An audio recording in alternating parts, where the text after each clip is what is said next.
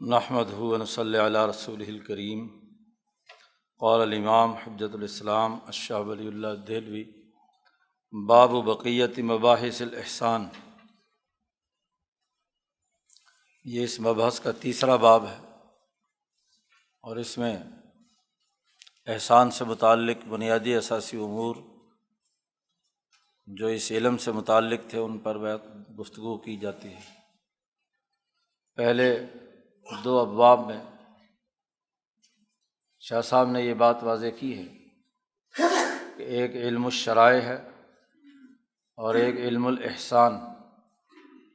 شرائع کی تفصیلات پیچھے بیان ہو چکی ہیں، علم الاحسان پر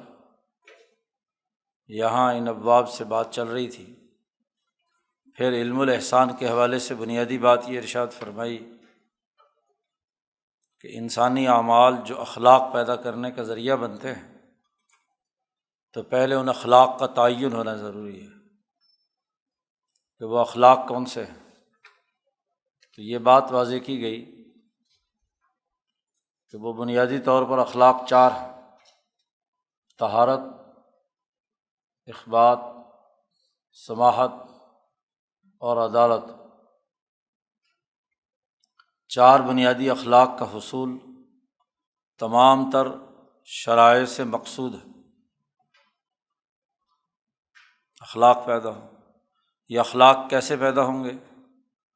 اس کے لیے نبی اکرم صلی اللہ علیہ وسلم نے ایک کامل اور مکمل نظام وضع فرمایا۔ چنانچہ پچھلے باب میں 10 بنیادی اذکار بیان کیے تھے کہ یہ احسان کی صفت پیدا کرنے کے لیے ضروری ہے کہ یہ 10 اذکار مقررہ اوقات میں کیے جائیں۔ سبحان اللہ والحمد للہ ولا الہ الا اللہ واللہ اکبر، استغفار، ادعیہ، استعاذہ اور نبی اکرم صلی اللہ علیہ وسلم پر درود شریف کی کثرت۔ تو یہ 10 اذکار کی تفصیل پیچھے بیان ہو چکی ہے۔ اب علم الاحسان سے متعلق جو باقی مباحث رہ گئے ہیں ان کے لیے شاہ صاحب یہاں اس باب میں گفتگو کرتے ہیں، اس لیے شاہ صاحب نے اس کا عنوان قائم کیا ہے بقیت مباحث الاحسان، صفت احسان کے حصول سے متعلق باقی مباحث۔ سب سے پہلے ایک اصولی بات ارشاد فرمائی، اعلم۔ شاہ صاحب کا انداز اور اسلوب یہ ہے کہ پہلے ایک بنیادی علمی قاعدہ بیان کرتے ہیں، پھر اس قاعدے کی وضاحت کے لیے جو اس سے متعلق احادیث اور روایات موجود ہوتی ہیں انہیں لاتے ہیں اور ان کی تشریح اور ان کی حکمت اور حقیقت بیان کرتے ہیں۔ پہلی بنیادی علمی بات یہ بیان فرمائی کہ اعلم ان لہذہ الاخلاق الاربع، کہ یہ جو 4 اخلاق پیچھے بیان کیے تھے، طہارت، اخبات، سماحت اور عدالت، ان اخلاق کے حصول کے کچھ اسباب ہیں، کچھ موانع ہیں، کچھ علامات ہیں۔ 3 بنیادی باتیں ان اخلاق کے حوالے سے فرما رہے ہیں۔ سب سے پہلی بات تو یہ ہے کہ اخلاق اربع کے حصول کی کچھ اسباب تکتسب بہا، جن اسباب کے ذریعے سے یہ اخلاق انسان میں پیدا ہوں۔ انسان پاکیزہ ہونا چاہتا ہے، اللہ کی طرف رجوع کرنا چاہتا ہے، اخبات اللہ کی کیفیت پیدا کرنا چاہتا ہے، سماحت نفس اور ملکہ عدالت پیدا کرنا چاہتا ہے، تو اس کے کچھ اسباب ہیں۔ ان اسباب کی نشاندہی کی ہے۔ ایسے ہی وموانع تمنع عنہا، ان اخلاق کے حصول کے راستے کے کچھ حجابات اور موانع ہیں جو انسان کو ان اخلاق کے حصول کے حوالے سے روکتے ہیں۔ تیسری چیز فرمائی وعلامات یعرف تحققها بہا، کہ کچھ ایسی علامتیں ہیں کہ جن علامات کو دیکھ کر یہ فیصلہ کیا جا سکتا ہے کہ یہ اخلاق انسان میں پائے جاتے ہیں یا نہیں۔ دنیا کی ہر کام اور ہر شعبے سے متعلق یہ تین ہی امور ہوتے ہیں کہ جو کام آپ کرنا چاہتے ہیں اس کے اسباب اختیار کریں، جو رکاوٹیں ہیں انہیں دور کریں، اور آیا وہ چیزیں آپ کے اندر پیدا ہو گئیں یا نہیں تو اس کی کوئی علامات ہوں گی۔ تو ایسے ہی علم الاحسان میں ان چار بنیادی اخلاق کے حصول کے کچھ اسباب ہیں، کچھ موانع ہیں اور کچھ علامات ہیں۔ یہ اصولی گفتگو کرنے کے بعد شاہ صاحب فرماتے ہیں کہ سب سے پہلے اخبات الی اللہ کو لیجیے، اللہ کی طرف مثلاً رجوع کرنا، اس کے سامنے عجز و انکساری کرنا، جس کے بارے میں اللہ نے خود قرآن میں کہا ہے کہ وبشر المخبتین، اخبات کرنے والوں کے لیے خوشخبری سنا دیجیے، انہیں خوشخبری ہو۔ تو اقبال للہ تعالیٰ اصل میں ہے کیا؟ اس کی حقیقت اور اس کے اسباب اس کی نشاندہی کرتے ہوئے فرماتے ہیں کہ اخبات للہ تعالیٰ جو ہے وہ الاستشراف تلقاء سقع الکبریاء، نمبر 1 استشراف، اللہ تبارک و تعالیٰ کی جو کبریائی ذات ہے اس کی طرف انسان کا متوجہ رہنا، باب استفعال لائیں استشراف، پہلے کئی دفعہ بیان کیا ہے کہ شرف اشراف کہا جاتا ہے کہ کسی دیوار کے طرف انسان ایڑیاں اٹھا کر دوسری طرف دیکھنا چاہتا ہے، جھانکنا چاہتا ہے۔ ذات باری تعالیٰ کی جو صفات ہے، تو صفات باری تعالیٰ کی طرف انسان کا یکسو ہو کر متوجہ ہونا، والانصباغ بصبغ الملأ الاعلیٰ، اور ملأ اعلیٰ کے رنگ میں رنگ جانا۔ پیچھے شاہ صاحب شروع حجت اللہ کے آغاز میں باب ذکر الملأ الاعلیٰ میں ملأ اعلیٰ کی حقیقت بیان کی ہے، تفصیلات وہاں گزر چکی، اور پھر اس کائنات کی مختلف سطحیں بیان کی تھی شاہ صاحب نے۔ ان میں سب سے اونچی ترین سطح وہ حضیرت القدس یا عرش الہی کا مقام ہے، اس کو تو کہا ہے سقع الکبریاء، یا صوفیاء کی اصطلاح میں شاہ صاحب نے القول الجمیل میں اصطلاح استعمال کی ہے تطلع الی الجبروت، عالم جبروت کی طرف جھانکنا۔ اس کے نیچے جو مقام ہے وہ ملأ اعلیٰ کا، جو اولو العزم فرشتوں کا،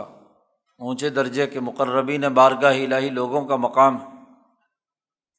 جو ہر وقت اللہ کے احکامات کے تابع کردار ادا کرتے ہیں، تو ان فرشتوں کے رنگ میں رنگین ہونا۔ والتجرد عن الرذائل البشریہ، تیسری چیز، انسان کے اندر جو بشری رذائل بہیمیت کی وجہ سے پائے جاتے ہیں ان سے علیحدگی اختیار کرنا۔ صفت احسان کے حوالے سے انسانوں کی کئی قسمیں ہوتی ہیں، پیچھے شاہ صاحب کی وہ بحث یاد رکھیے جس میں ہم نے پڑھا تھا کہ انسان کئی طرح کے ہوتے ہیں، 8 اقسام بیان کی تھی۔ ان میں سب سے اونچے درجے کے وہ لوگ ہیں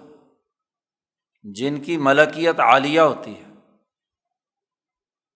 تو ملکیت عالیہ والے لوگ جیسے اولو العزم انبیاء علیہم السلام، یا ان کے مخصوص حواریین اور صدیقین، ان کی ملکیت عالیہ ہوتی ہے، اس لیے وہ عالم جبروت یعنی مرتبہ صفات و ذات کی طرف جھانکنے کی اہلیت اور صلاحیت رکھتے ہیں۔ دوسرے درجے کے لوگ وہ ہوتے ہیں کہ جن کی ملکیت اس درجے کی عالیہ نہیں ہوتی، عالیہ تو ہوتی ہے لیکن دوسرے درجے میں، وہ ملائے اعلیٰ تک زیادہ سے زیادہ ان کی رسائی ہو سکتی ہے۔ اور تیسرے درجے کے وہ لوگ جو ملائے سافل کے ساتھ تعلق رکھتے ہیں، ان کے اندر صلاحیت اور استعداد یہ ہوتی ہے کہ وہ تجرد عن الرذائل البشریہ، کہ بشری رذائل سے پاک ہو کر عالم ملکوت کے ساتھ اپنا ربط اور تعلق پیدا کر لیتے ہیں۔ چوتھے درجے کے اور لوگ بھی ہوتے ہیں جو بالکل ہی ملائے سافل کی ملکیت سافلہ رکھتے ہیں، وہ انتہائی جد و جہد اور مشقت سے ان کا اخبات الی اللہ یہی ہوتا ہے کہ ان کا نفس دنیاوی زندگی کے نقوش قبول نہ کرے۔ انسان دنیا میں رہتا ہے، جو امور اور کام سر انجام دیتا ہے، ان کاموں کی تصویر سب سے پہلے اس کے دماغ میں آتی ہے۔ پانی کی پیاس لگی تو پانی کا تصور دماغ میں آتا ہے، کھانے کی ضرورت پیش آئی تو کھانے کا تصور دماغ میں آتا ہے، بلکہ جس چیز کو کھانے کو جی چاہتا ہے اس کا تصور آتا ہے۔ اب جو لوگ اخبات الی اللہ کا وصف رکھتے ہیں، اللہ کی طرف متوجہ ہوتے ہیں، تو جیسے پیچھے شاہ صاحب نے تفصیل بیان کی تھی کہ جس وقت بھوک لگ رہی ہے، مثلاً پیاس لگ رہی ہے، تو پانی کا تصور اور روٹی کا تصور آیا، یہ فطری بات ہے۔ لیکن جب کھانا کھا لیا، پانی پی لیا، تو جو اولو العزم لوگ ہوتے ہیں ان کے دماغ سے پانی کا تصور مٹ گیا، ضرورت پوری ہو گئی، کھانے کا تصور ختم ہو گیا۔ لیکن جو پست قسم کی ذہنیت کے لوگ ہوتے ہیں، روٹی کھانے کے بعد بھی روٹی کا تصور ان کے دماغ میں چپکا رہتا ہے، کہیں اور بھی اگر کھانے کو کوئی صلح کرے، مارے کہ جی آؤ روٹی کھا لو، تو پھر کھا لے گا، چاہے پیٹ خراب ہی کیوں نہ ہو۔ پانی پیاس نہیں ہے، ضرورت نہیں ہے، پھر پانی پی لے گا۔ یا یہ کہ وہ جو پانی یا شربت یا جو اچھی لذیذ چیز کھائی تھی اس کا تصور دماغ کے ساتھ چپکا ہوا ہے، ابھی بھی یاد کر کے کہتا ہے کہ فلانا شربت بڑا اچھا تھا، فلانی مٹھائی بڑی اچھی تھی، فلانا کھانا بڑا لذیذ تھا۔ اس کی لذت کا تصور دماغ کے ساتھ چپکا ہوا ہونا یہ بہت بڑا نقص ہے۔ وہ آدمی اخبات الی اللہ حاصل نہیں کر سکتا، کیونکہ وہ نماز میں بھی، چلتے بھی، پھرتے بھی، ہر وقت اس کے دماغ پہ وہ صورت منقش ہے۔ تو اخبات الی اللہ کی ایک قسم یہ ہے کہ تجرد، فارغ ہو جائے بالکل رذائل بشریہ سے، اور دنیاوی زندگی کے جتنے نقوش نفس پر آ رہے ہیں انہیں وہ قبول نہ کرے، بس ضرورت کی حد تک ہے کہ دنیا میں ہے تو دنیا میں ظاہر ہے کہ اس کو زندگی بسر کرنے کے لیے کھانا پینا پہننا وغیرہ وغیرہ اس کی ضروریات ہے، لیکن وہ اس کے دل میں کھب کر نہ رہ جائے، نقش نہ ہو۔ وعدم اطمینانھا بہا، اور صرف دنیا ہی کی زندگی پر مطمئن ہو کر نہ رہے، اطمینان کی کیفیت نہ ہو، بس ضرورت ہے، اس کے بغیر زندہ نہیں رہ سکتے، بغیر کھائے پیے پہنے وغیرہ وغیرہ۔ شاہ صاحب کہتے ہیں کہ یہ جتنے بھی پہلو اخبات الی اللہ کے ہیں درجہ بدرجہ انسانوں کے، لا شیء فی ذالک، ان میں تمام کے تمام میں جتنے بھی حصے ہیں، تفکر یعنی غور و فکر کے بغیر اس سے اچھی کوئی چیز نہیں ہے۔ لا شیء فی ذالک کلہ کالتفکر، تفکر، غور و فکر ذات باری تعالیٰ کی طرف، جس کو صوفیہ کی اصطلاح میں مراقبہ بھی کہا جاتا ہے۔ یا شاہ صاحب چونکہ انداز شاہ صاحب کا یہ ہے کہ الفاظ بھی وہ منتخب کرتے ہیں جو خود نبی اکرم صلی اللہ علیہ وسلم نے استعمال فرمائے ہیں، فکر جن کے پیش نظر ہے، تفکر ہے۔ یعنی اگر از خود فکر وہاں نہیں جا رہا تو باب تفاعل ہے، تکلف سے، جد و جہد اور کوشش سے فکر کو مرتکز کرنا ذات باری تعالیٰ کی طرف۔ اس سے بڑھ کر کوئی بھی بڑا سبب نہیں ہو سکتا اخبات کے حصول کے لیے۔ تطلع الی الجبروت، تشبع الی الملکوت اور تجرد الی اللہ کے لیے اس سے بڑھ کر کوئی اور سبب نہیں ہو سکتا۔ اور یہی مطلب ہے نبی اکرم صلی اللہ علیہ وسلم کے اس قول کا جس میں آپ صلی اللہ علیہ وسلم نے ارشاد فرمایا کہ فکر الساعۃ خیر من عبادت 60 سنہ، ایک گھڑی کا غور و فکر، ایک گھڑی کا غور و فکر 60 سال کی عبادت سے بہتر ہے۔ یہ بات کون فرما رہے ہیں؟ نبی اکرم صلی اللہ علیہ وسلم۔ حضرت اقدس شاہ سعید احمد صاحب رائے پوری نے فکر ولی اللہ ہی اسی سے بنائی تھی کہ یہ فکر کا لفظ خود نبی اکرم صلی اللہ علیہ وسلم نے استعمال فرمایا ہے کہ ایک گھڑی کا غور و فکر 60 سال کی عبادت سے زیادہ، بغیر سوچے سمجھے ایک عبادت کر رہا ہے، رسم بنائی ہوئی ہے، اس کی قلب پر کوئی چوٹ نہیں لگی، اس کی روح جو ہے وہ بیدار نہیں ہوئی،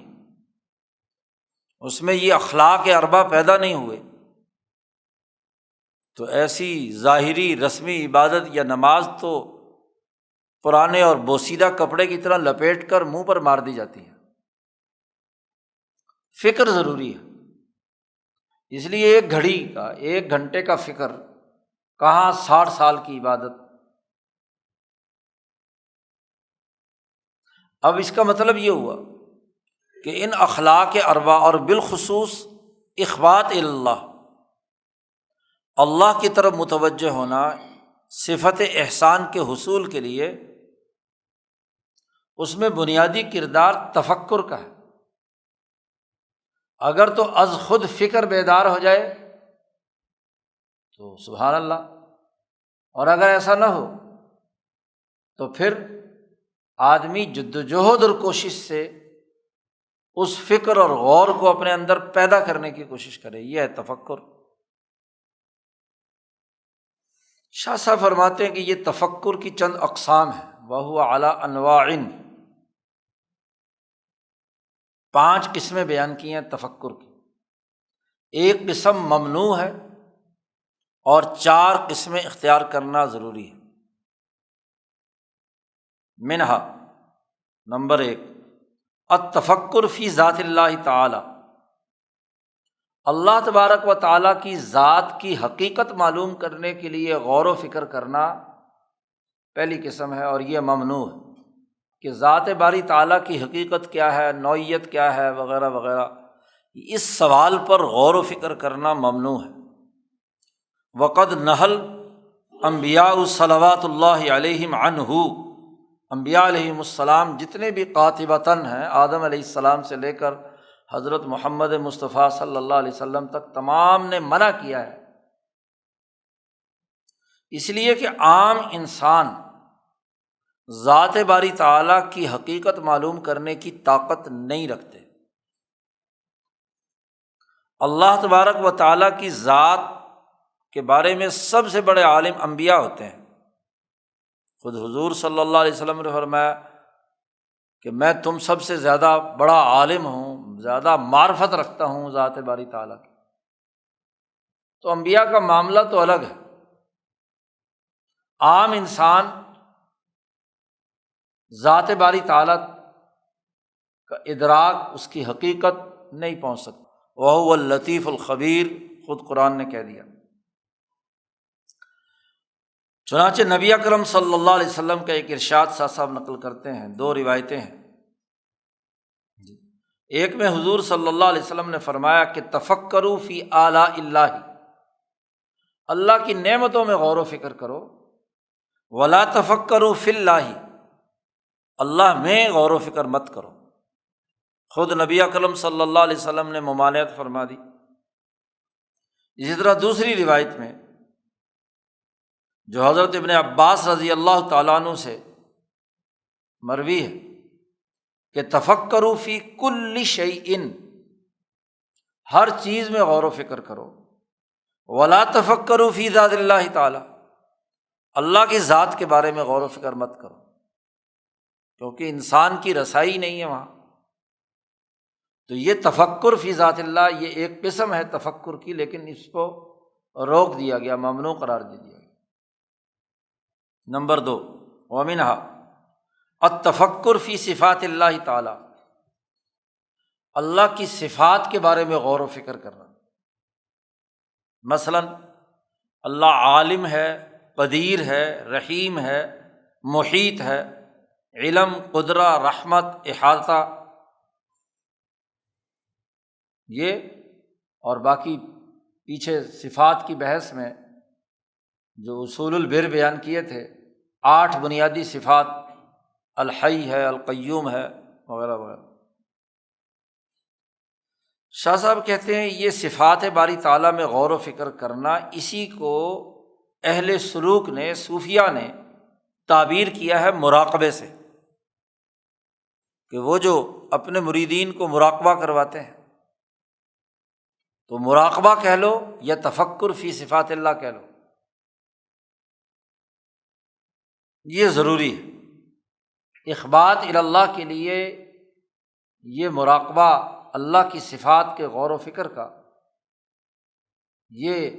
لازمی ہے۔ والاصل فیہ،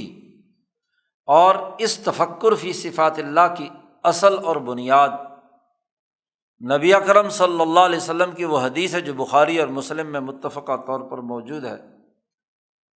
کہ جبرائیل علیہ السلام نے جو نبی اکرم صلی اللہ علیہ وسلم سے سوالات کیے تھے، ان میں ایک سوال احسان کے بارے میں تھا، تو آپ صلی اللہ علیہ وسلم نے اس کا جواب فرمایا تھا کہ الاحسان ان تعبد اللہ کأنک تراہ، احسان یہ ہے کہ تم اللہ کی عبادت ایسے کرو کہ گویا کہ تم اللہ کو دیکھ رہے ہو۔ فإن لم تکن تراہ فإنہ یراک، اور اگر یہ صلاحیت اور استعداد نہ ہو کہ تم اللہ کو دیکھ سکو تو یہ یقین رکھو کہ وہ تمہیں دیکھ رہا ہے، فإنہ یراک۔ تو یہ نبی اکرم صلی اللہ علیہ وسلم نے صفت احسان کے حوالے سے بنیادی گفتگو کی۔ یہ جو دیکھنا ہے اس کا تعلق اللہ کی صفات کا مشاہدہ کرنا ہے۔ ظاہر ہے کہ ذات تک جب رسائی نہیں تو ذات کے دیکھنے کی بات یہاں پر نہیں ہے۔ یہاں جو دیکھنے کی بات ہو رہی ہے وہ اللہ کی وہ صفات جو دنیا میں پوری کائنات کے اندر ان صفات کے مظاہر بکھرے ہوئے ہیں، اس کے علم، اس کے قدرت، اس کے احاطہ، اس کے باخبر ہونا وغیرہ وغیرہ۔ اسی طرح ایک دوسری حدیث ترمذی شریف کی یہ روایت ہے کہ نبی اکرم صلی اللہ علیہ وسلم نے فرمایا کہ احفظ اللہ تجدہ تجاہک، اللہ کی حفاظت کر، جو اسم الہی ہے جو تمہارے قلب میں آ چکا ہے، جس کا کلمہ تم نے پڑھا ہے، اس کی حفاظت کرو۔ جب تم اس کی حفاظت کرو گے تو تمہیں اس ذات کے ساتھ توجہ نصیب ہوگی۔ تو یہ وہ احادیث ہیں جو تفکر فی صفات اللہ کی طرف انسان کو متوجہ رہنے کا حکم دیتی ہے۔ اللہ کی صفات میں غور و فکر کرنے کا طریقہ کیا ہے؟ شاہ صاحب فرماتے ہیں وصفتہ لمن اطاق ذالک، جس میں تفکر فی صفات اللہ کی طاقت ہے اس کا طریقہ کار یہ ہے وہ جو صوفیہ نے مختلف مشائخ مختلف سلسلوں کے طریقوں میں یہ بات پائی جاتی ہے کہ وہ قرآن حکیم کی آیات کا مراقبہ کرواتے ہیں۔ جیسے قرآن حکیم میں اللہ نے ارشاد فرمایا کہ وَهُوَ مَعَكُمْ أَيْنَمَا كُنْتُمْ، معیت خداوندی کا مراقبہ قادری سلسلے میں تو بہت اہمیت رکھتا ہے۔ تو اس آیت کا مراقبہ کرنا کہ اللہ تبارک و تعالیٰ تمہارے ساتھ ہے، تم جہاں بھی ہو، اینما کنتم۔ اور مراقبے کا طریقہ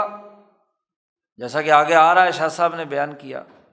کہ ہر چیز سے فارغ ہو کر ذہن کو صرف اور صرف یکسو کر لیا جائے اس آیت کے مطلب پر، اس کا جو معنی ہے آیت کا۔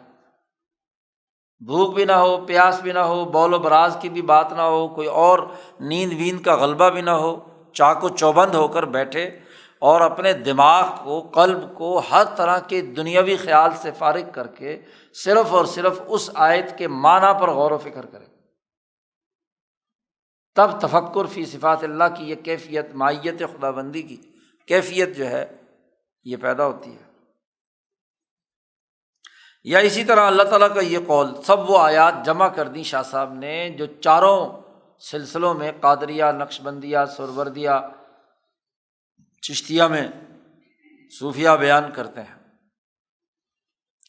ایسے اللہ تعالیٰ کا یہ ارشاد کہ وما تکون فی شأن وما تتلو منہ من قرآن ولا تعملون من عمل الا کنا علیکم شہودا اذ تفیضون فیہ۔ آپ کسی حالت میں ہوں، قرآن کی جو آیت تلاوت کر رہے ہوں، دنیا کا کوئی بھی عمل کر رہے ہوں، تو اللہ کہتے ہیں کنا علیکم شہوداً، ہم وہاں حاضر ہوتے ہیں، نگران ہوتے ہیں تمہارے، جب تم وہ کام کر رہے ہو، قرآن پڑھ رہے ہو، کوئی کام کر رہے ہو، کسی حالت میں ہو، جس حالت میں بھی ہو، ہماری نگرانی تم پر ہے۔ اور پھر آگے فرمایا وما یعزب عن ربک من مثقال ذرۃ فی الارض ولا فی السماء، ایک معمولی سے ذرے کے برابر بھی کوئی چیز تیرے رب کی نگاہ سے دور نہیں ہے، زمین میں ہو یا آسمان میں، ولا اصغر من ذالک، تم کہو کہ شاید ذرے سے جو نیچا، آج کل تو نینو ٹیکنالوجی کے تحت نینو سیلز بھی وجود میں آ گئے، تو ذرے سے تو ظاہر ہے کہ چھوٹے ہیں نا وہ، یا ایک خلیے کا نیوکلس ہے، پروٹون ہے، الیکٹران ہے، جو بھی اس سے چھوٹی سے چھوٹا کوئی بھی آپ جزء الذی لا یتجزا، جو ایٹمی طاقت اور قوت رکھنے والا کوئی بھی ذرہ ہے، جو بھی آپ مان لیں، ولا اکبر، نہ اس ذرے سے بڑی کوئی چیز، الا فی کتاب مبین، مگر اللہ تبارک و تعالیٰ نے وہ کتاب مبین میں، لوح محفوظ میں اس کا ریکارڈ رکھا ہوا ہے اور ہماری نگرانی میں ہے۔ اب یہ آیت بھی، اس کا بھی مراقبہ کرایا جاتا ہے مختلف سٹیجز پر، جیسے مرید کی استطاعت ہوتی ہے اس کے مطابق ان آیات کا مراقبہ کرایا جاتا ہے۔ یا اللہ تعالیٰ کا یہ قول تیسرا، الم تر ان اللہ یعلم ما فی السماوات وما فی الارض، کیا تمہیں معلوم نہیں کہ اللہ جانتا ہے جو کچھ آسمانوں اور جو کچھ زمینوں میں ہے۔ ما یکون من نجوی ثلاثۃ الا هو رابعهم ولا خمسۃ الا هو سادسهم، جو بھی تم کوئی مشاورت، تین آدمی کر رہے ہوں تو چوتھا خدا ہوتا ہے، چار کر رہے ہوں تو پانچواں، پانچ کر رہے ہوں تو چھٹا، الا هو سادسهم ولا ادنی من ذالک، تین سے کم دو آدمی کھزر پزر کر رہے ہوں تو تیسرا خدا، ولا اکثر، یا 5، 7، 20، 100، 50، 5000 کی اسمبلی میں بیٹھے ہوئے باتیں کر رہے ہوں تو تب بھی وہاں، الا وہو معہم اینما کانوا، جہاں بھی ہو تم، اللہ تمہارے ساتھ ہے، اس سے الگ نہیں۔ سورۃ المجادلہ کی آیت۔ یا اسی طرح اللہ تعالیٰ نے سورۃ قاف میں فرمایا وَنَحْنُ أَقْرَبُ إِلَيْهِ مِنْ حَبْلِ الْوَرِيدِ، ہم انسان کی شاہ رگ سے بھی زیادہ اس کا مراقبہ۔ یا اللہ تعالیٰ کا یہ قول کہ وَعِندَهُ مَفَاتِحُ الْغَيْبِ لَا يَعْلَمُهَا إِلَّا هُوَ، تمام غیب کی چابیاں اور کنجیاں اور خزانے اللہ ہی کے پاس ہیں، اس کے علاوہ کوئی نہیں جانتا۔ یعلم ما فی البر والبحر، وہ اللہ جانتا ہے کہ خشکی میں کیا ہے اور سمندروں میں کیا ہے، اور وہ جانتا ہے کیا، وما تسقط من ورقۃ الا یعلمها، درخت کا ایک پتا بھی ٹوٹ کر نیچے گرتا ہے تو اس کے علم میں ہے۔ ولا حبۃ فی ظلمات الارض، نہ کوئی دانہ جو زمین کی تہوں کے اندر کیوں نہ ہو، ولا رطب ولا یابس، ہر تر اور خشک چیز الا فی کتاب مبین، ایک سسٹم کے تحت کام ہو رہا ہے، سسٹم کی خلاف ورزی کہیں بھی نہیں ہے، ذرہ ذرہ پتا پتا دانہ دانہ اس کے اس سسٹم کے تحت کام کر رہا ہے، اس کا مراقبہ۔ یا اسی طرح اللہ تعالیٰ کا یہ قول کہ انہ بکل شیء محیط، کہ اللہ تعالیٰ ہر چیز کا احاطہ کیے ہوئے ہے۔ یا اسی طرح اللہ تعالیٰ کا یہ قول وَهُوَ الْقَاهِرُ فَوْقَ عِبَادِهِ، کہ اللہ تبارک و تعالیٰ اپنے بندوں پر قاہر اور غالب ہے۔ یا اسی طرح یہ اللہ تعالیٰ کا قول کہ وَهُوَ عَلَىٰ كُلِّ شَيْءٍ قدیر، کہ اللہ تعالیٰ ہر چیز پر قدرت رکھتا ہے۔ جیسی سالک کی نوعیت ہوتی ہے یا جس درجے کا اس کا مرض ہوتا ہے، اس کے مطابق شیخ جو ہے اس کو ان مراقبوں میں سے، ان آیات میں سے کسی آیت کا مراقبہ بتلاتا ہے۔ تو اخبات الی اللہ کا بنیادی سبب، اس کے حصول کے بنیادی اسباب میں سے تفکر ہے، اور تفکر کی یہاں جو جن کی اجازت ہے ان میں سے یہ پہلی قسم ہے التفکر فی صفات اللہ تعالی۔ یہ تو آیات شاہ صاحب بطور دلیل کے لائے ہیں، اور اس کے بعد نبی اکرم صلی اللہ علیہ وسلم کی چند احادیث بیان کی ہیں۔ نبی اکرم صلی اللہ علیہ وسلم نے فرمایا اعلم، اچھی طرح جان لو کہ ان الامۃ لو اجتمعت علی ان ينفعوک بشیء لم ينفعوک الا بشیء قد کتبہ اللہ لک، کہ اگر سارے لوگ جمع ہو کر تمہیں کوئی نفع پہنچانا چاہیں، ساری امت، ساری قوم، تو نہیں نفع پہنچا سکتے جب تک کہ اللہ نے نہ لکھا ہوا ہو، اللہ کی اجازت نہ ہو تو سارے تمام دنیا کے انسان بھی مل کر تمہیں کوئی فائدہ پہنچانا چاہیں تو نہیں پہنچا سکتے۔ حضور صلی اللہ علیہ وسلم نے فرمایا کہ اس کو علمی طور پر جان لو، اور آپ صلی اللہ علیہ وسلم نے فرمایا وَلَوِ اجْتَمَعُوا عَلَىٰ أَن يَضُرُّوكَ بِشَيْءٍ لَمْ يَضُرُّوكَ إِلَّا بِشَيْءٍ قَدْ كَتَبَهُ اللَّهُ عَلَيْكَ، اگر سارے جمع ہو کر تجھے نقصان پہنچانا چاہیں تو قطعی نقصان نہیں پہنچا سکتے کسی بھی طرح کا، سوائے اس کے کہ جو اللہ نے تمہارے لیے لکھ دیا۔ حضور صلی اللہ علیہ وسلم نے فرمایا رفعت الاقلام، قیامت تک پیدا ہونے والے انسان اور ان کے کاموں کی تمام باتیں قلم لکھ کر اٹھا لیے گئے ہیں۔ وجفت الصحف، اور جو صحیفے ہیں وہ خشک ہو چکے ہیں، اب نئی کوئی تحریر نہیں ہو سکتی۔ کائنات ایک طے شدہ نظام کے تحت چل رہی ہے، اور وہ نظام میں کوئی تغیر و تبدل نہیں ہے۔ پیچھے شاہ صاحب نے اس کے لیے دلیل بیان کی تھی کہ وَلَن تَجِدَ لِسُنَّتِ اللَّهِ تَبْدِيلًا، مستقل ایک باب قائم کیا تھا کہ کائنات اللہ کی سنت کے مطابق چل رہی ہے، اور تم اللہ کی اس سنت میں کوئی تبدیلی اور تغیر نہیں پاؤ گے۔ ایسے ہی حدیث ایک پیچھے تفصیلی گزری تھی، یہاں شاہ صاحب نے اس کا اقتباس بیان کیا کہ نبی اکرم صلی اللہ علیہ وسلم نے فرمایا کہ اللہ کی رحمت کے 100 درجے ہیں،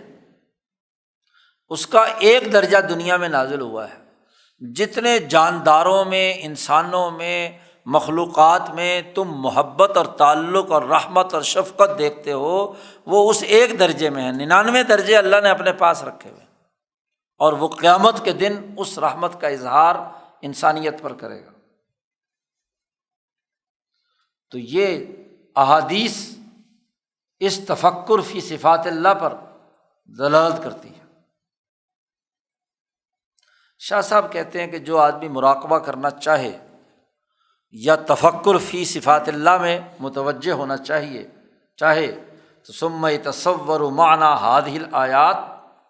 ان آیات کے معنی پر غور و فکر کرے، تصور کرے، من غیر تشبیہ ولا جہت،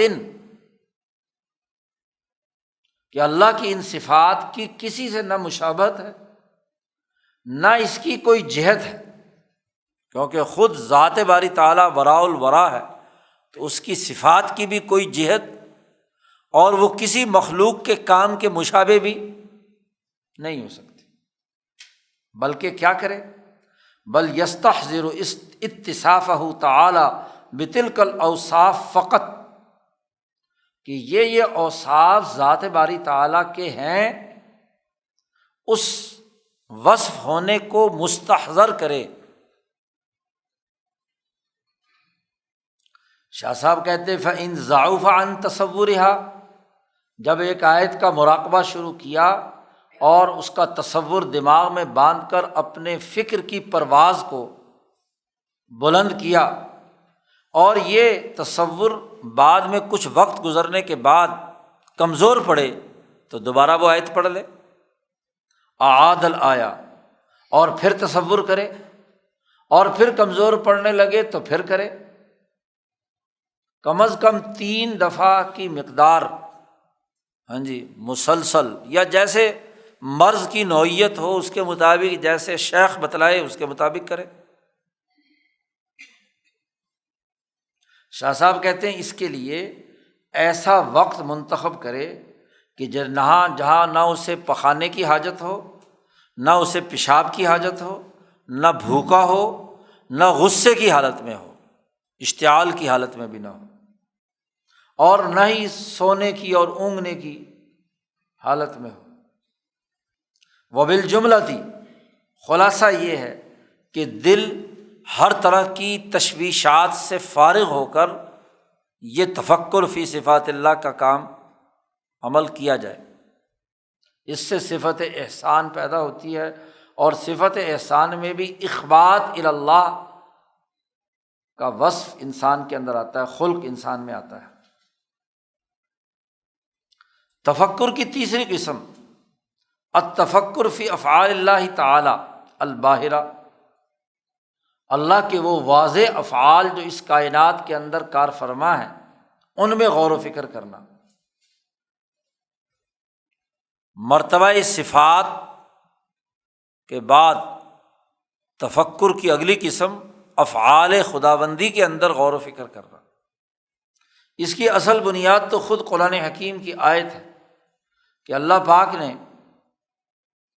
سچے لوگوں کے بارے میں فرمایا وَيَتَفَكَّرُونَ فی خلق السماوات والارض، آسمان و زمین کی پیدائش میں وہ لوگ غور و فکر کرتے ہیں اور اس بات کا اعلان کرتے ہیں کہ ربنا ما خلقت ھذا باطلا، کہ اے ہمارے پروردگار تو نے اس کائنات کو باطل اور فضول پیدا نہیں کیا۔ اور اس کی صفت یہ ہے، اس کا طریقہ یہ ہے کہ وہ بارش کے نازل ہونے کا تصور کرے۔ تفکر فی افعال اللہ میں مثلاً بارش نازل ہوئی، اس کو ملاحظہ کرے، بارش میں برس کر انبات العشب،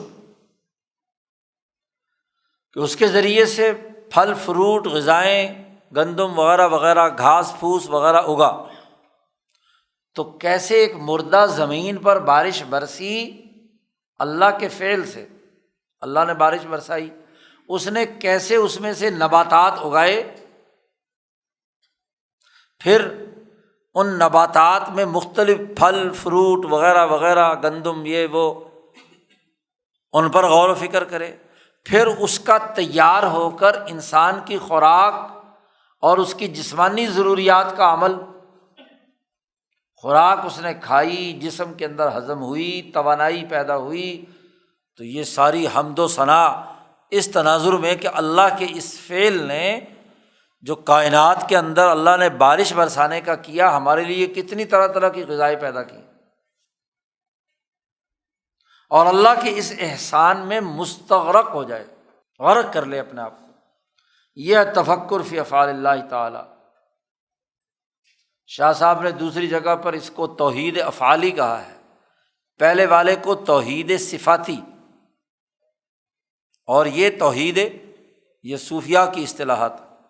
یہاں شاہ صاحب کوشش کرتے ہیں کہ جو آیات اور نبی اکرم صلی اللہ علیہ وسلم کے الفاظ ہیں ان کا استعمال کیا جائے۔ ہمعات وغیرہ جو صوفیاء کے علوم پر ہیں، وہاں شاہ صاحب صوفیاء کی اصطلاحات استعمال کرتے ہیں۔ چوتھی قسم تفکر کی، التفکر فی ایام اللہ تعالی۔ اللہ تبارک و تعالیٰ کے جو ایام یعنی پچھلی تاریخ گزری ہے، انبیاء علیہ السلام کے واقعات، نوح علیہ السلام کا واقعہ ہے، حضرت ابراہیم علیہ السلام کا ہے، اسی طرح حضرت موسیٰ علیہ السلام کا ہے، اس کو ایام اللہ اللہ نے کہا، وذکرہم بایام اللہ، ان کو نصیحت کیجیے اللہ کے دنوں کی۔ اور ایام اللہ کے تفکر کا کیا مطلب ہے؟ اس بات پر غور و فکر کرنا کہ کیسے اللہ تبارک و تعالیٰ نے ایک قوم کو سربلند کیا، جیسے بنی اسرائیل، موسیٰ علیہ السلام نے انقلاب برپا کر کے، موسیٰ علیہ السلام کو بھیجا ہے اللہ نے انقلاب کے لیے۔ خود سورۃ القصص میں فرمایا، نرید ان نمن علی الذین استضعفوا فی الارض ونجعلہم ائمۃ ونجعلہم الوارثین، کہ ہم نے بنی اسرائیل کو نیچے سے اٹھا کر جنہیں کمزور بنا دیا گیا تھا، ہم نے امام اور وارث بنا دیا۔ تو اس پر غور و فکر کرنا کہ کیسے، کیا اسباب اور کیا طریقہ کار تھا جس سے بنی اسرائیل پستی کی حالت سے نکل کر بلندی کے مقام تک پہنچ گئے۔ اور اس پر غور و فکر کرنا کہ فرعون جو کہاں انا ربکم الاعلیٰ کا دعوے دار تھا، اس کو کیسے بحیرہ قلزم کے اندر غرق کر دیا پوری قوم کو۔ تو جو طاقتور سرمایہ پرست ملا اور مترف اور شیطان تھے، ان کو کیسے ذلیل اور رسوا کیا، اور وہ جو کمزور بنا دیے تھے ان کو کیسے ان غریبوں، مزدوروں، کسانوں کو نیچے سے اٹھا کر حکمران بنا دیا۔ اس سلسلے میں اصل بات تو موسیٰ علیہ السلام کا وہ قول ہے جو اللہ پاک نے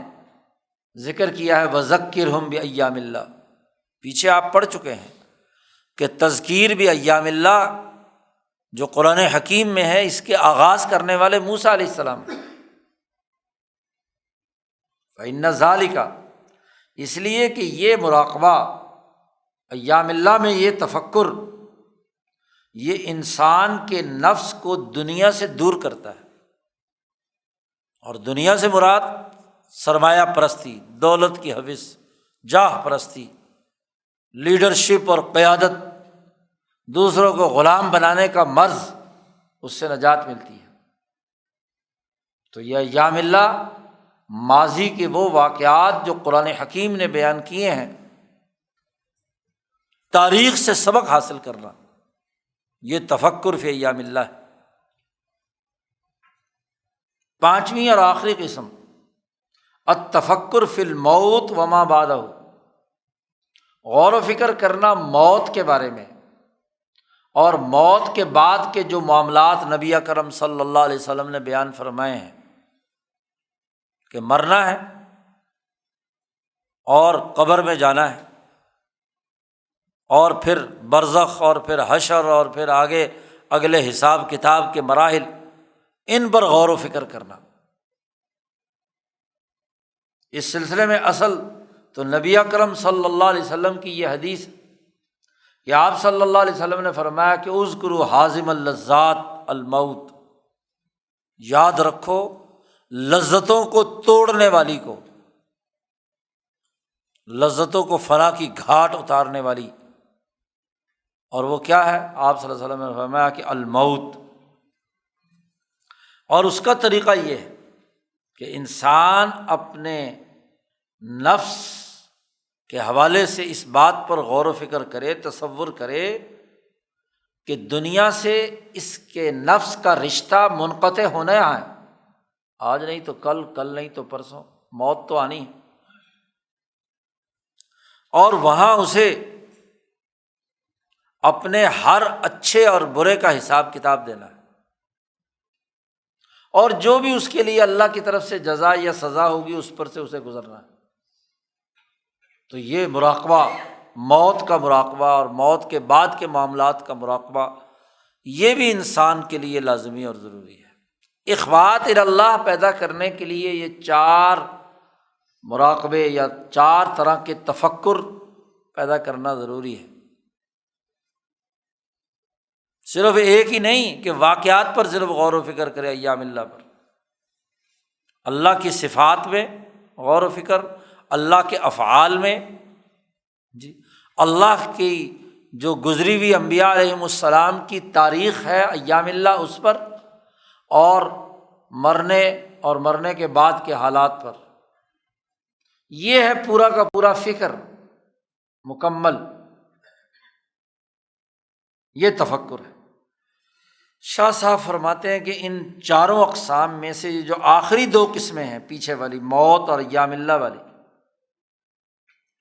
یہ سب سے زیادہ مفید ہے اس حوالے سے کہ جو انسان کے دماغ اور دل میں دنیا کے نقش، تصویریں بنی ہوئی ہیں، ان کی عدم قبولیت کو پیدا کرنے کے لیے یہ دونوں بہت بنیادی کردار ادا کرتے ہیں، تفکر فی الموت اور تفکر فی ایام اللہ۔ پھر ان صورتوں کے ساتھ انسان کا جو لذت کا تعلق ہے وہ پیدا نہیں ہوتا۔ فالانسان، شاہ صاحب فرماتے ہیں انسان جب دنیا کے تمام اشغال سے فارغ ہو کر متوجہ ہوتا ہے للفکر الممعن فی حاذی الاشیاء، ان میں گہرا غور و فکر کرتا ہے اور ان کو بالکل اپنی آنکھوں کے سامنے حاضر رکھتا ہے، تو اس کی بہیمیت اور حیوانیت ٹوٹتی ہے اور اس کی ملکیت غالب ہوتی ہے، ملکی روح جو ہے اس کی طاقتور بنتی ہے اور حیوانی خواہشات اور لذات ٹوٹتے ہیں۔ تو یہی اخبات اللہ کا مقصد ہے کہ بہیمیت ٹوٹے اور اللہ کی طرف انسان متوجہ ہو۔ تو گویا کہ اخلاق اربع کے حصول کے لیے اور بالخصوص اخبات کے حصول کے لیے اخلاق اربع میں سے 4 طرح کے غور و فکر کرنا ضروری ہے، جو آیات اور احادیث سے شاہ صاحب نے ثابت کر دی۔ اب شاہ صاحب فرماتے ہیں کہ اس کا جامع ترین نظام اور طریقہ کار کیا ہے، یہ سمجھیے۔ شاہ صاحب کہتے ہیں کہ چونکہ عام انسانوں کے لیے اس طرح گہرا غور و فکر کے لیے اپنے آپ کو فارغ کرنا ممکن نہیں ہوتا، سارا دن کام کاج کرتے ہیں، محنت مزدوری میں لگے ہوئے ہوتے ہیں، شام کو تھکے ہارے آ کر سو جاتے ہیں، تو عام آدمی کے لیے اس طرح اپنے ذہن کو خیالات سے پاک کر کے یکسو ہو کر یہ 4 طرح کے مراقبے کرنا عام آدمی کے لیے بڑا مشکل ہے، کیونکہ خیالات کی یلغار ان کے دماغوں پر رہتی ہے، اور آج کل کے زمانے میں تو بہت ہی زیادہ رہتی ہے، کیونکہ ہر وقت موبائل جیب میں، جی گرد و پیش کی تصویروں سے تو جان بچا لے گا، لیکن یہ جو ہر وقت جیب میں ہے تو اس کو دیکھے گا، اور پھر وہ اتنی گہری تصویریں، اور ہاں جی اب تو جتنے زیادہ پکسل ہوں گے اتنی بڑی شاندار قسم کی تصویر آئے گی، اور اتنی وہ چمکدار شاندار تصویر دماغ کے ساتھ چپک جاتی ہے، تو اس کو دماغ سے کھرچ کر نکالنا ہاں جی بڑا مشکل ہوتا ہے، بڑا فتنہ پیدا ہو گیا۔ وَإِحْضَارِهَا بَيْنَ أَعْيُنِهِمْ، اور اس طرح کے غور و فکر کو اپنی آنکھوں کے سامنے حاضر کرنا عام لوگوں کے لیے بڑا مشکل ہے۔ تو وجب ان یجعل اشباح یعبا فیہا انواع الفکر، تو لازمی اور ضروری ہے کہ ان تصویروں کے مقابلے میں ایک اور تصویر کی شبہ ہو جس میں یہ چاروں قسم کی فکر کی اقسام پائی جاتی ہوں۔ تعبیہ تو لفظ عربی میں کہتے ہیں لشکر کی تیاری، مینجمنٹ، لشکر کو، جماعت کو منظم کرنا۔ تو الگ الگ ان چاروں افکار پر غور و فکر کے لیے بیٹھنا تو یہ اونچے درجے کے لوگوں کے لیے تو ممکن ہوتا ہے، عام لوگوں کے لیے نہیں ممکن۔ تو تصویر کا مقابلہ تصویر سے کرے تو تب کیا ہے، نسبتاً آسان ہو جاتا ہے۔ اسی طرح یہ بھی لازمی ہے کہ کچھ اشباہ ہو، شبہ کی جمع ہے اشباہ، پیچھے بھی کئی دفعہ یہ لفظ گزر چکا ہے۔ اور وہ حیاکل ینفخ فیہا روحہا،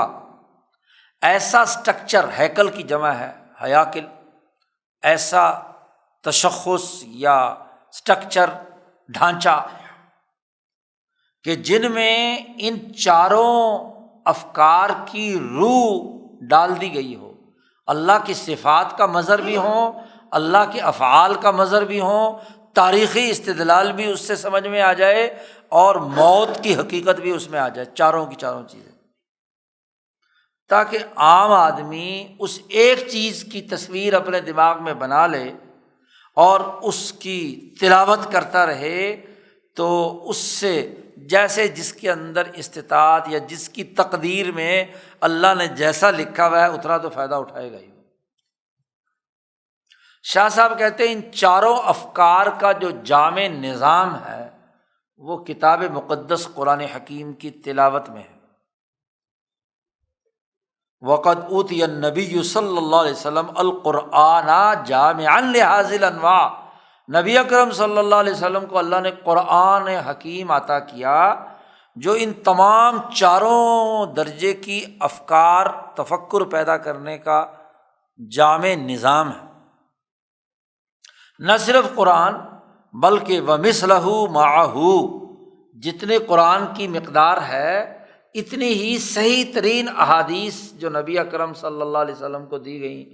سیاہ ستہ میں، اگر ان میں تمام کامل صحیح حدیثیں جمع کرو تو قرآن کے برابر تو ہیں ہی نا، اور احادیث قدسیہ مثلا۔ قرآن جامع ہے جس میں تفکر فی صفات اللہ بھی ہے، جیسا کہ پیچھے آیات بیان کی ہیں، اس میں تفکر فی افعال اللہ بھی ہے، تفکر فی ایام اللہ بھی ہے، اور تفکر بالموت اور وما بعدہ بھی ہے۔ چاروں چیزوں کو جمع کر دیا۔ شروع میں شاہ صاحب نے ایک بات بیان کی تھی کہ قرآن نازل ہوا جس میں تذکیرات ثلاثہ اور علم الاحکام اور علم المخاصمہ، 5 بنیادی علوم قرآن حکیم میں اللہ نے بیان کر دیے، جو الفوز الکبیر کے پہلے باب میں بھی شاہ صاحب نے جن کی وضاحت کی ہے۔ اور شاہ صاحب کہتے ہیں اور یہ بھی دیکھیں کہ اس قرآن حکیم اور احادیث کے اندر جو بھی کچھ گزشتہ امتوں کے حالات اور واقعات آ چکے ہیں وہ تمام بھی اس کے اندر مشاہدہ کیے جا سکتے ہیں۔ تو قرآن جامع ہے ان تمام جتنی بھی غور و فکر کی چیزیں ہیں، یعنی اخبات اللہ کے لیے تدبر فی القرآن، قرآن حکیم میں غور و فکر کرنا۔ اب ہر سورت کا اپنا ایک ہیکل ہے، اپنا ایک ڈھانچہ ہے اور ایک اشباہ ہے۔ تصویر جو آپ کے دماغ میں دنیا کی بنی ہوئی ہے اس کو مٹا کر قرآن کی تصویر اپنے دماغ میں بنا لینا، تو تصویر کے بدلے میں تصویر آ گئی نا۔ جیسے وہ حافظوں کے دماغ میں جتنی سطروں والے قرآن پاک پر انہوں نے حفظ کیا ہوا ہوتا ہے نا، تو وہ قرآن پاک کی وہ جو صفحہ ہوتا ہے وہ اس کے دماغ میں تصویر بنی ہوئی ہوتی ہے، تصویر دیکھ کر ہی پڑھ رہا ہوتا ہے نا۔ 16 سطریہ ہوگا تو 16 سطری، کوئی 13 سطریہ ہوگا اس کے مطابق، کوئی 15 سطریہ ہوگا اس کے مطابق، تو تصویر کے بدلے میں تصویر آ گئی۔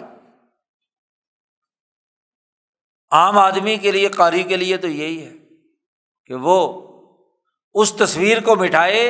اور دوسری تصویر، اور اگر حافظ نہیں ہے، تصویر دماغ میں نہیں ہے، تو قرآن کریم سامنے کھولے گا تو اس کی تصویر آئے گی نا دماغ میں۔ اب جیسے جیسے وہ آیات قرآنیہ کی تلاوت کرے گا تو اس کا نقش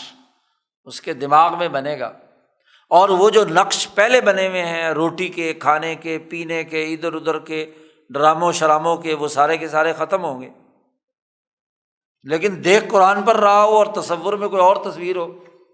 تو پھر تو کام، پھر مراقبہ نہیں ہوگا، پھر تو کچھ اور ہی کہیں پھر رہا ہے وہ تو قرآن پاک کی تلاوت کی توہین کر رہا ہے پھر تو۔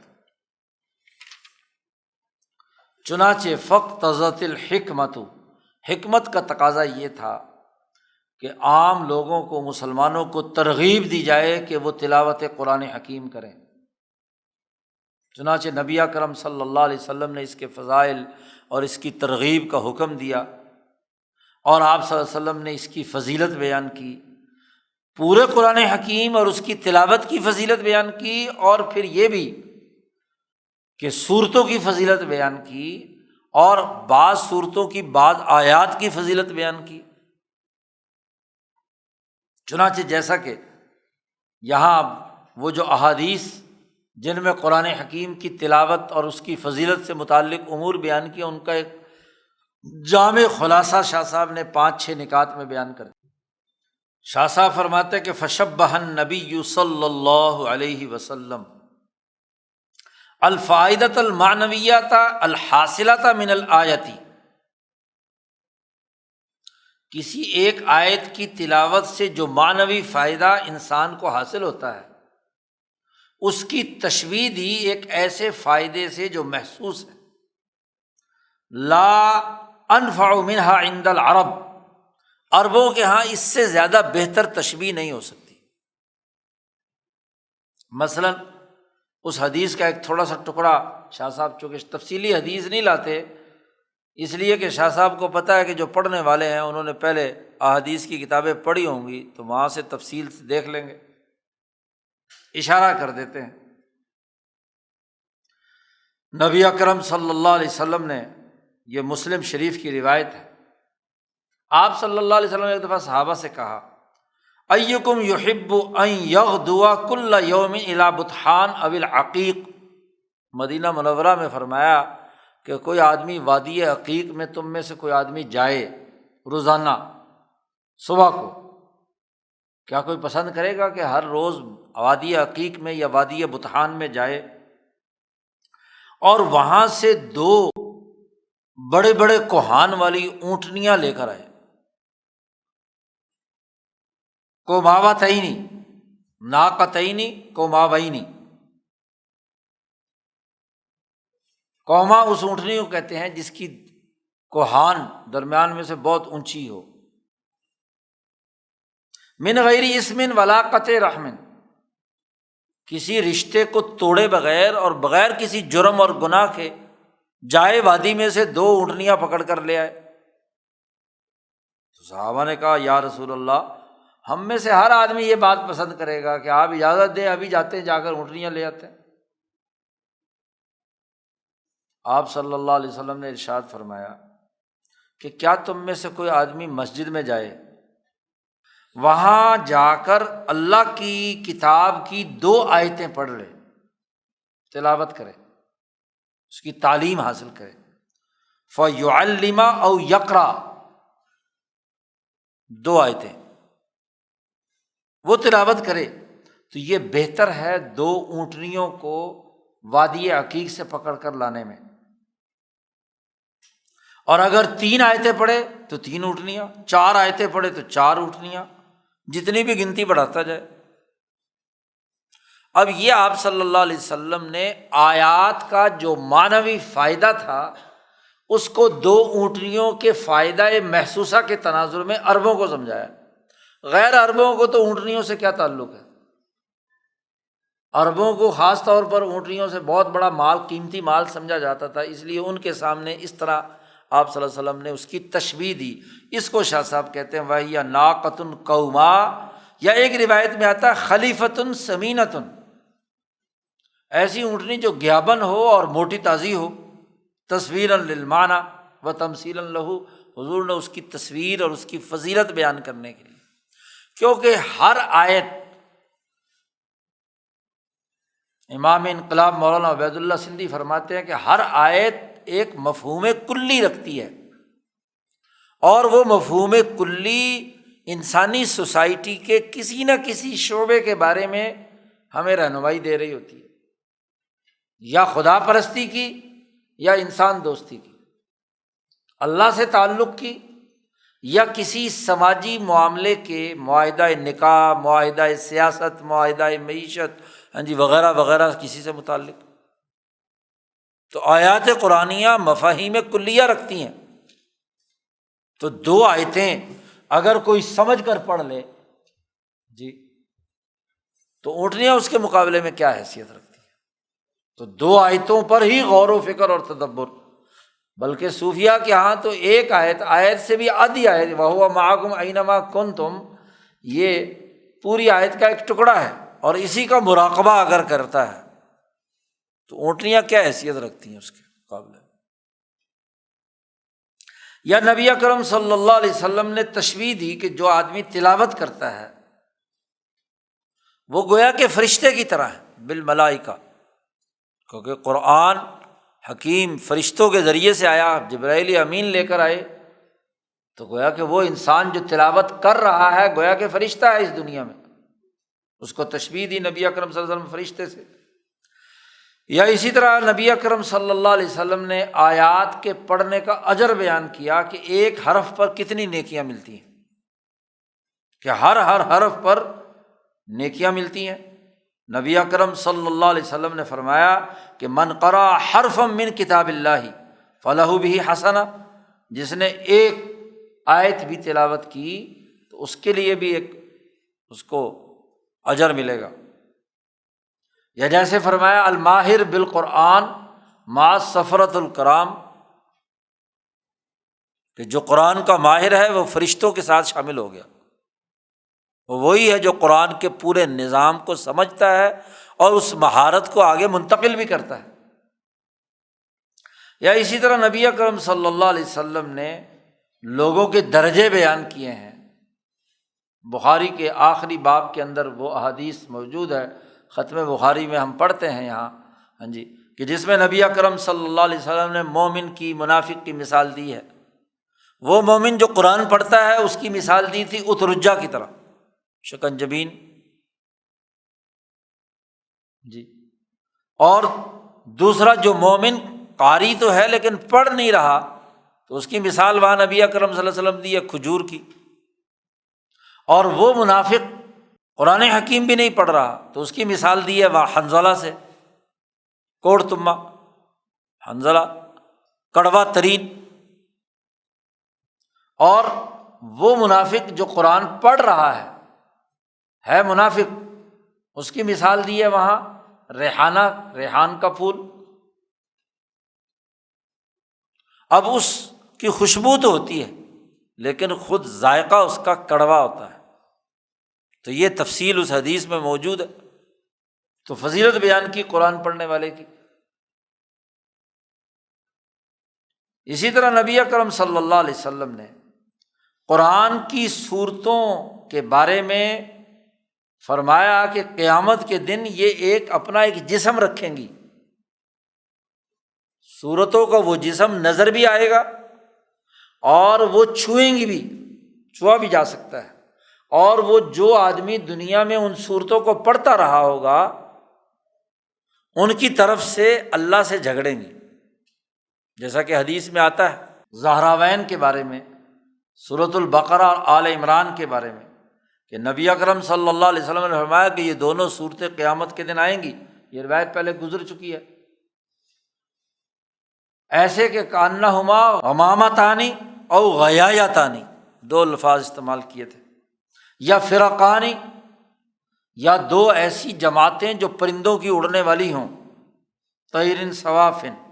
اور وہ جھگڑا کریں گی جو انہیں دونوں صورتوں کو پڑھتے رہے ہیں۔ بقرہ اور آل عمران کے بارے میں نبی اکرم صلی اللہ علیہ وسلم نے یہ بات فرمائی۔ اور وذالک، اور یہ جو ان آیات کا جھگڑا کرنا ہے، اس کی نوعیت کیا ہوگی؟ شاہ صاحب فرماتے انکشاف لتعارض اسباب عذابہ و نجاتہ، اس کی نجات کے اسباب اور اس کے عذاب کے اسباب، ان میں اگر کہیں ٹکراؤ ہوگا تو یہ آ کر صورتیں اس کو عذاب سے نجات دلائیں گی، اور تلاوت قرآن جو ہے وہ گویا کہ مزید اسباب میں سے ہو کر اس کے لیے کیا ہے، وزن میں بھاری ہو جائیں گے۔ اسی طرح نبی اکرم صلی اللہ علیہ وسلم نے صورتوں کی بھی آپس میں فضیلتیں بیان کی ہیں،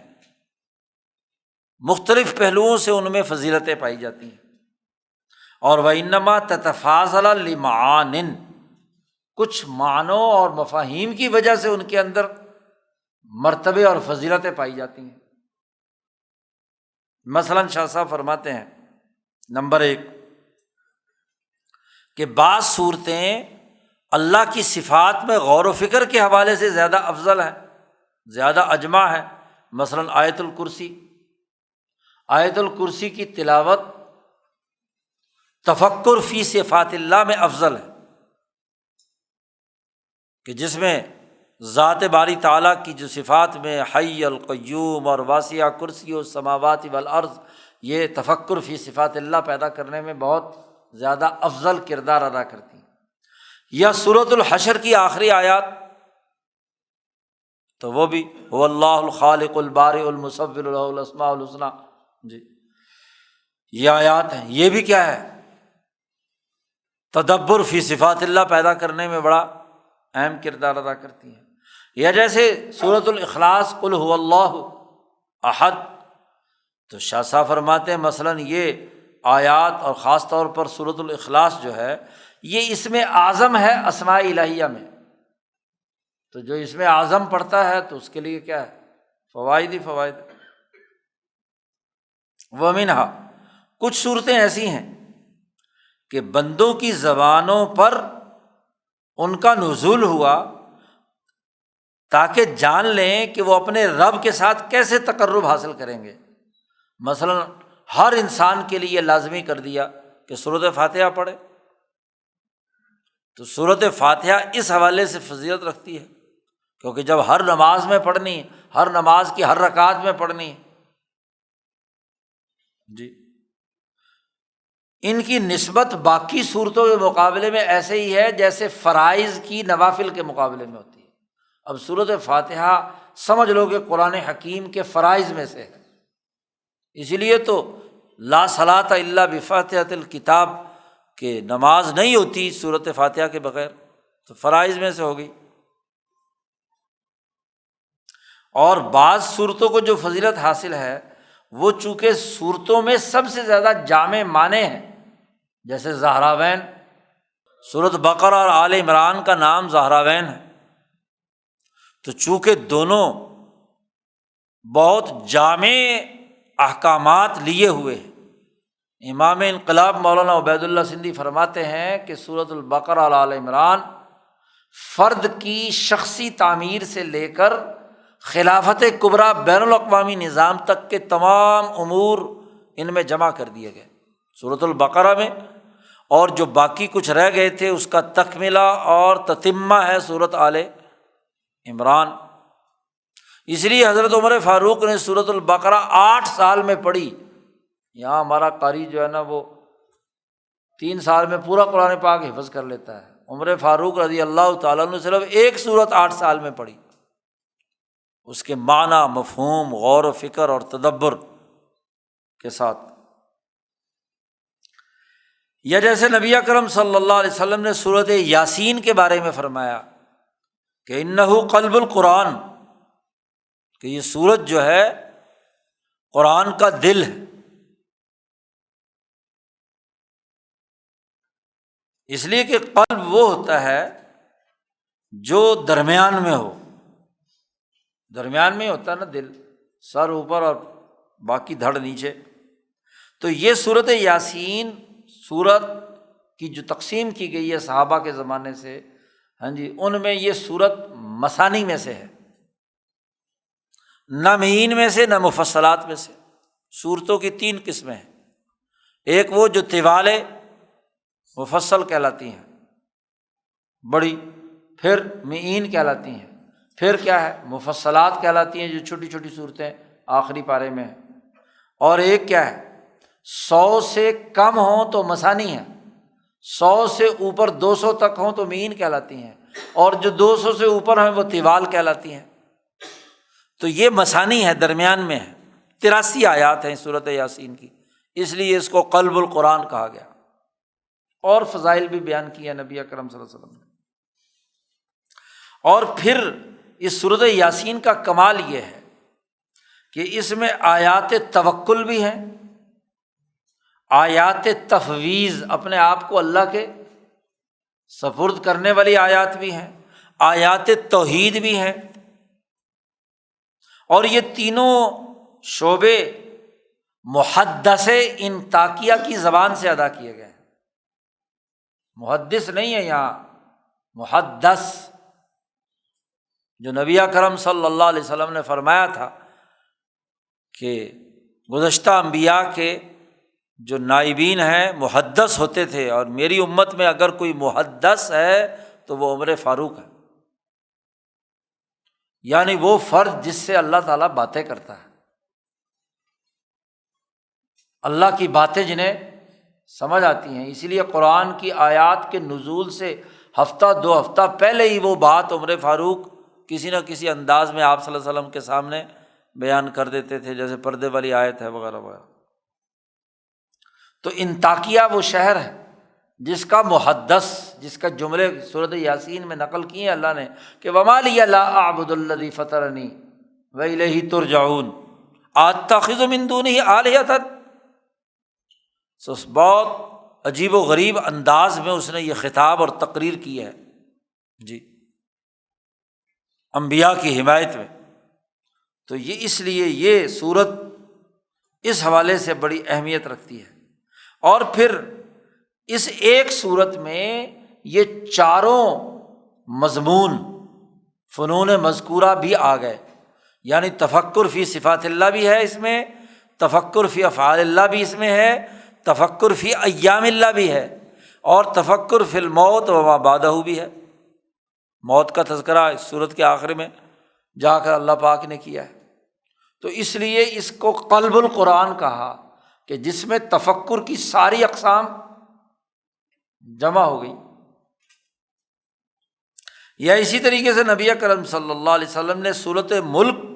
کی فضیلت بیان کرتے ہوئے فرمایا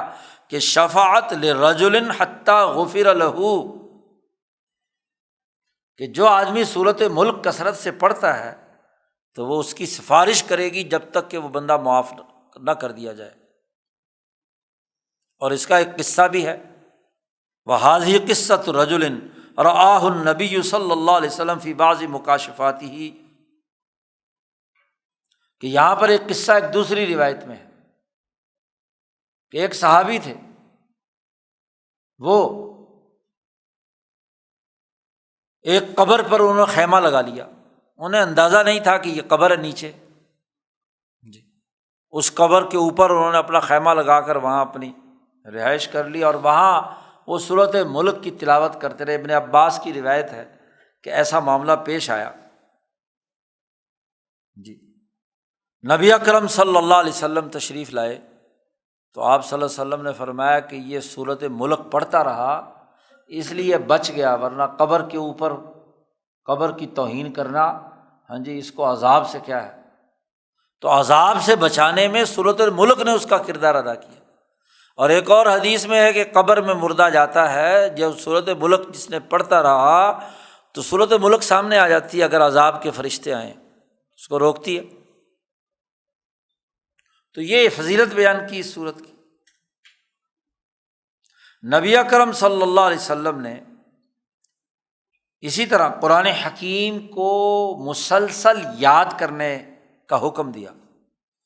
فی تعاہدہ و استذکارہ و یضرب لہ مثل تفصیل ابل۔ آپ صلی اللہ علیہ وسلم نے فرمایا کہ قرآن پاک کے حافظ قرآن پڑھتے رہیں۔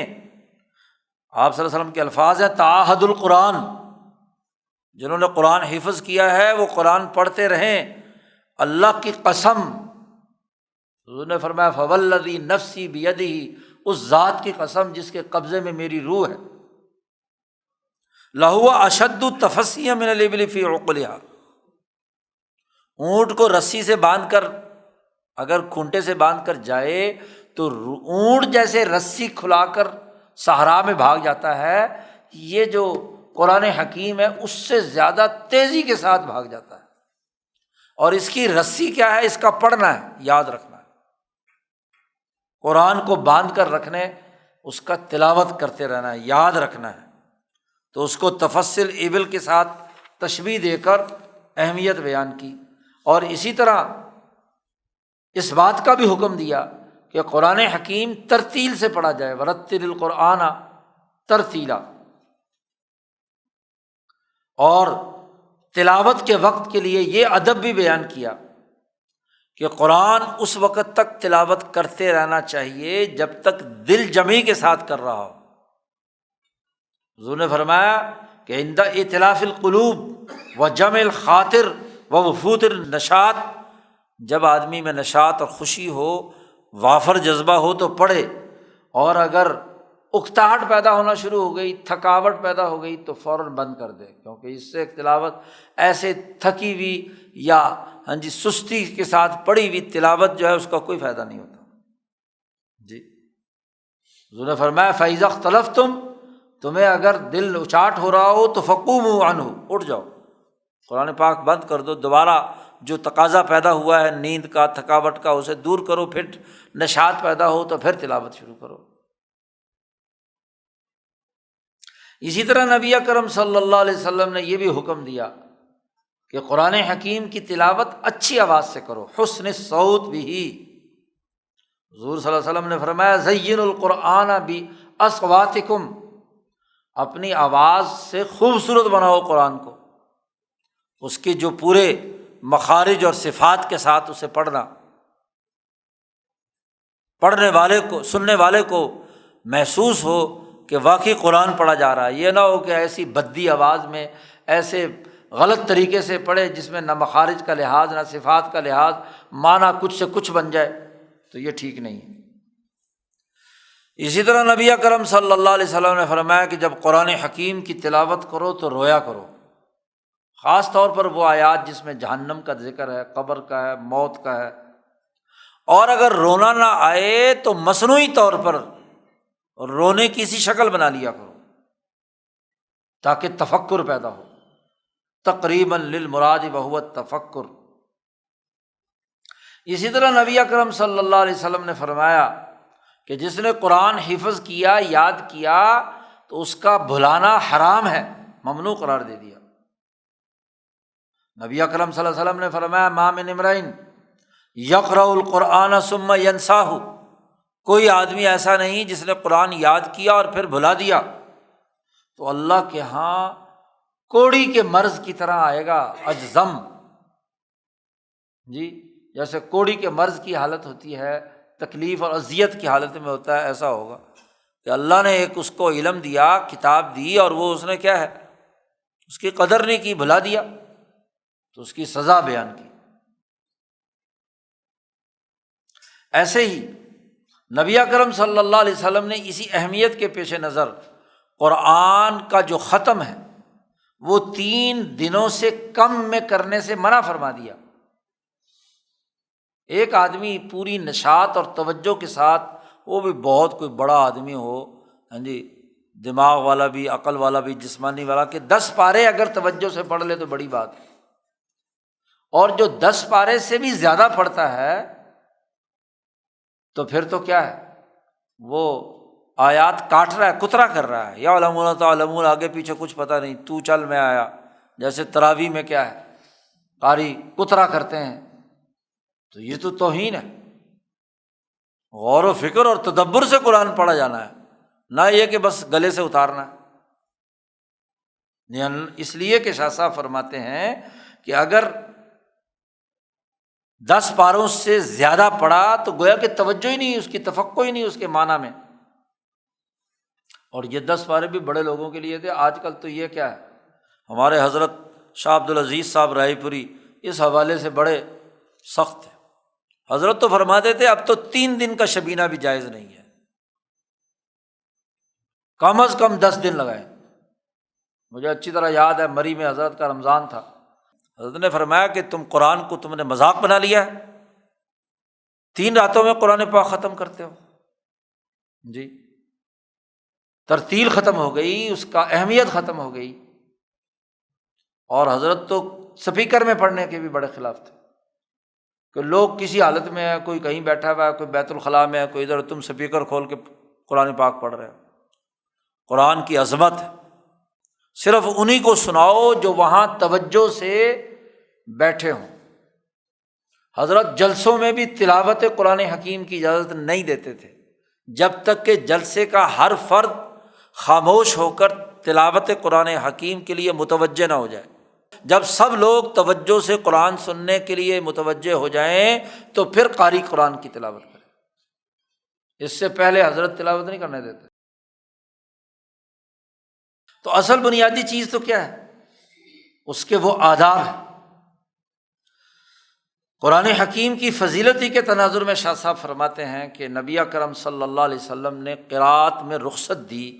کہ 7 قرأت یا 10 قرأت میں سے جس سے چاہو پڑھ لو، علی لغات العرب، عرب کی یہ 7 قرأتیں ہیں جو عام طور پر قراء کے ہاں پائی جاتی ہیں، تسہیلاً علیہم، ان کی سہولت کے لیے، لأن فیہ،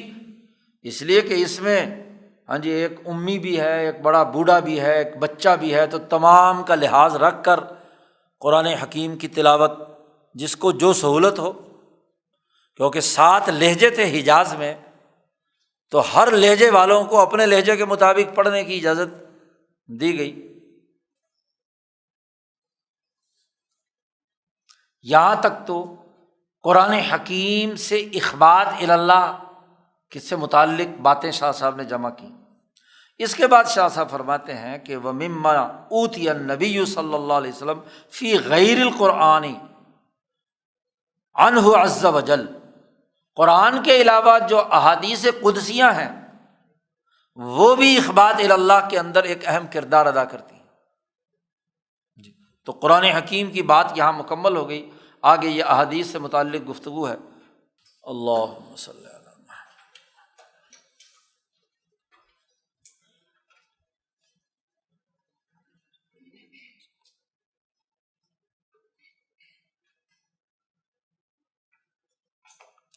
اجمعین۔